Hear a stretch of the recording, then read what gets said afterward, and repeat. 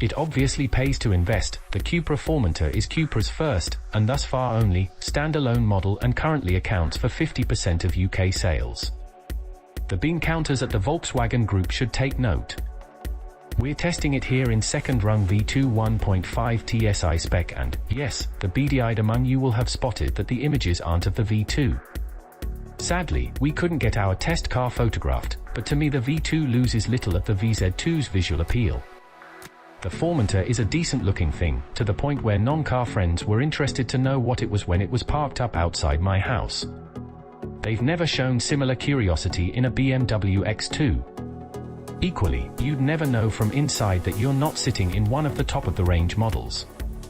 One upshot of the large, 12 inches touchscreen that dominates the cabin is that you're not left with many blank switches in lower trim levels, simply because there aren't many in the first place.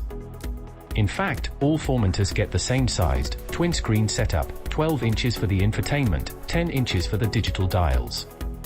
The V2 also gets figure-hugging, electric seats in Napa leather, the latter normally the preserve of high-spec exec cars, heated steering wheel, electric tailgate and parking sensors all round.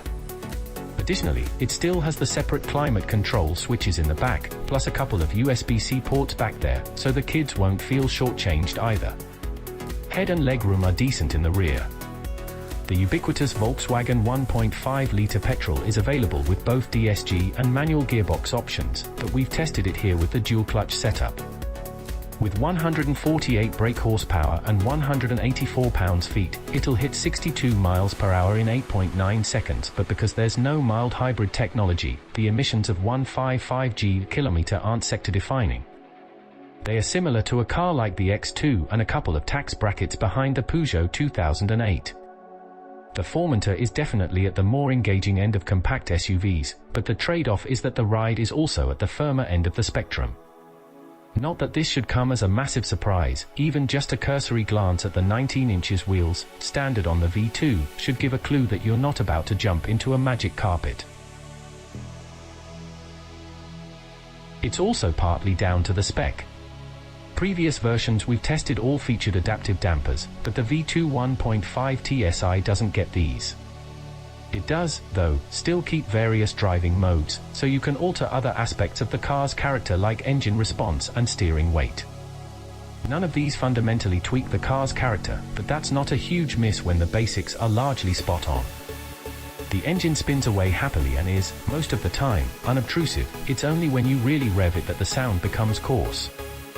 But you get very little performance gain by carpeting the accelerator, so our suggestion is to leave it in the lower rev range. The throttle response in comfort isn't the sharpest, as we also found in the most powerful 306 brake horsepower version, but Sport Mode tweaks it to become more aggressive. As with most VW Group products, the steering is accurate enough, if lacking in ultimate levels of feel. The body roll is well controlled and you can have a reasonably rewarding drive across your favorite back road. It's no sports car, but there's a depth of driving involvement that's lacking from a lot of this class, Mazda CX-30 accepted. Arguably, this is the sweet spot of the Formentor range. The VZ1 and VZ2 trims don't add a huge amount of extra kit, other than a safety and driving pack for the latter, so the V2 makes the most financial sense. That is if you can make do without the most powerful engines and adaptive dampers, as the top spec, Golf R-Source 306 brake horsepower lump is only available on VZ versions. This new CUPRA is named after a remote beach on Mallorca, nestling on the northern outcrop of the Mediterranean island at the end of a snaking mountain pass that drops from the sprawl of Polenka. A few years back, I was enjoying a family holiday thereabouts when who did I bump into? None other than car editor-at-large Ben Barry. Small world, etc. This time my surprise encounter is with an even closer family member. It's the Formentor's new plug-in kin. The e-hybrid downsizes our VZ2's 2.0 litre TSI for a smaller 1.4 paired with an 85 kilowatts electric motor with a choice of 201 brake horsepower or 242 brake horsepower system output. We're in the brawnier version.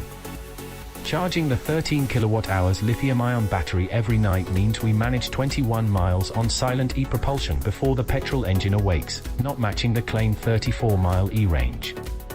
It seamlessly juggles both power sources. Acceleration feels brisker than the claimed 7.0 seconds 0 to 62 miles per hour, and there's a surprising wriggle of torque steer under full throttle. Because 94% of UK journeys are shorter than 25 miles, the Formentor e-hybrid makes more sense than our thirsty VZ2. A new arrival has joined the Car Magazine long-term test fleet, and few members of the public have a clue what it is. We'll be living with the CUPRA Formentor for the next 6 months, and you can follow all the action and commentary right here, in our daily driver diaries, with monthly reports and extra bonus snippets and observations. In keeping with its sporty positioning, we're testing the Formentor in muscular 306 brake horsepower form. It's the top dog 4-drive DSG model powered by the VW Group's 2.0-litre TSI turbocharged 4, so a mildly detuned VW Golf R in Spanish finery, and that means performance figures to make you sit up and take notice. CUPRA claims 0 to 62 miles per hour in a Porsche-bothering 4.9 seconds, and top speed electronically capped at 155 miles per hour. Other engine choices are 1.5 TSI petrols and a 1.4-litre PHEV that we'll be sampling in the weeks ahead. The badge might be daft, but the rest of the Formentor's package is more mature.